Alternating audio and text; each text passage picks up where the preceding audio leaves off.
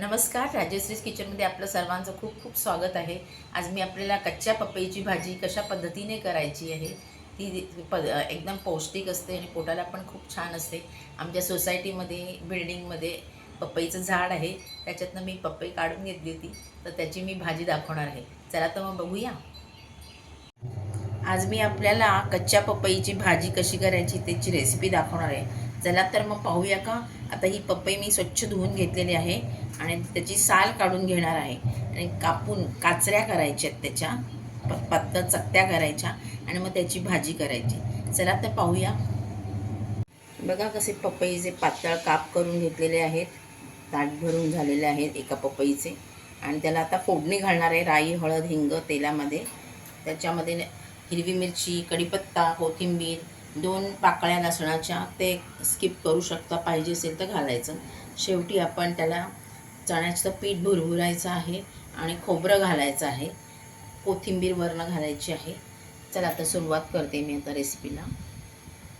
2 पळी तेल टाकणार आहे, कारण का पपई जास्त असल्यामुळे आपल्याला तेल छान तेलात परतायची आहे आणि वाफेवरती झाकणामध्ये पाणी ठेवून ते शिजवून घ्यायचं आहे.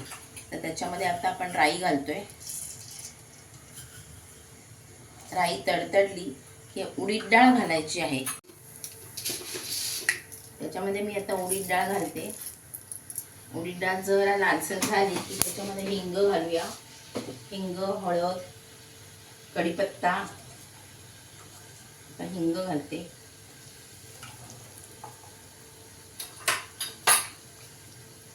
जरा लालसर होऊ दे. लालसर झालेली आहे उडीद. आपण त्याच्यामध्ये थोडे दोनच पाकळ्या लसणाच्या घातलेल्या आहेत. कढीपत्ता घालूया. हिरव्या मिरच्या घालायच्या.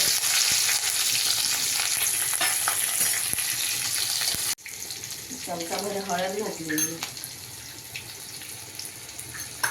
आता आपण त्याच्यामध्ये पपई ओतणार आहोत. पपई घालणार आहोत.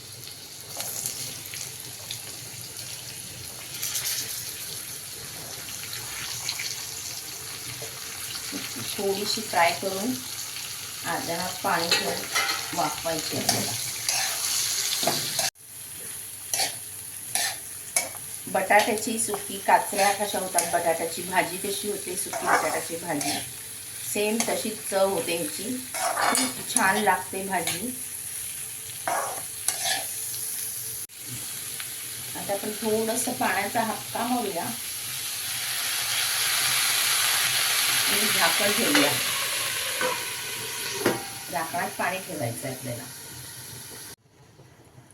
जवळजवळ 20 मिनिटांनी मी आता ह्याचं झाकण उघडणार आहे. बघूया आता कसं शिजलं आहे ते. सॉफ्ट शिजलेलं आहे, अगदी मेणासारखं मस्त झालेलं आहे बघा. आता आपण ह्याला मीठ घालायचं.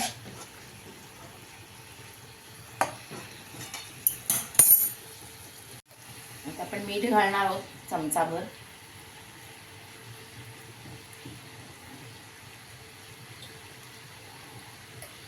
जवळजवळ अर्धा चमचा, 1 चमचा मी मीठ घातलेलं आहे. 3-4 चमचे चण्याचं पीठ भुरभुरायचं ह्याच्यावरती. मोठा चमचा घेतला त्यामुळे 2 चमचे घातलेले मी.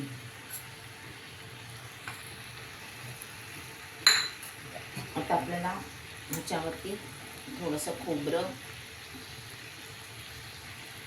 आणि कोथिंबीर भुरभुरायची आहे आणि खरपूस आपल्याला परत आता सगळं मिक्स करायचं आहे. कारण खोबरं घातलेलं आहे. कच्चं खोबरं ठेवलं असं आपण तर बिघडू शकते भाजी संध्याकाळपर्यंत. त्यामुळे ती पण छान त्याच्यामध्ये शिजली पाहिजे. आणि पीठ, चण्याचं पीठ हे कच्चं राहता कामा नये, ते पण व्यवस्थित त्याच्यामध्ये मिक्स झालं पाहिजे. आता हे आपण पीठ घातलेलं आहे.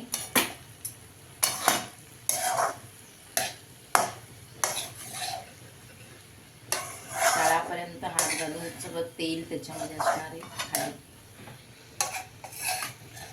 परत 10 मिनिटं बंद करून ठेवायचं आहे.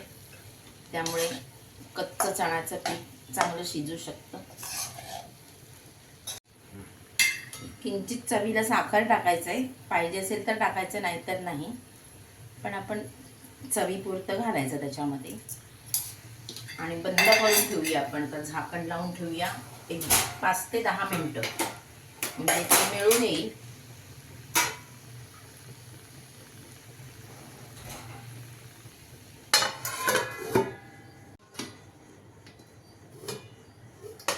बघा कशी गरमागरम भाजी तयार झालेली आहे आपली.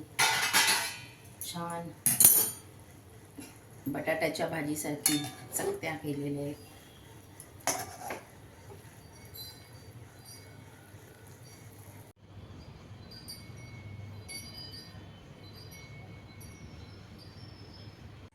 बघा किती सुंदर पपईची भाजी तयार आहे. कच्च्या पपईची भाजी, एकदम बटाट्याच्या भाजी, काचऱ्या असतात बटाट्याच्या, त्या पद्धतीने ही भाजी होते.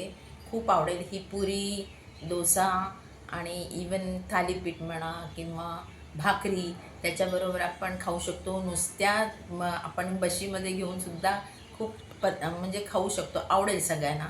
आणि आपण करून बघा, आपल्याला नक्की आवडेल. राजेश किचनला लाईक करा, शेअर करा, कमेंट्स करायला विसरू नका आणि बेल आयकॉनवर पण क्लिक करा. थँक्यू.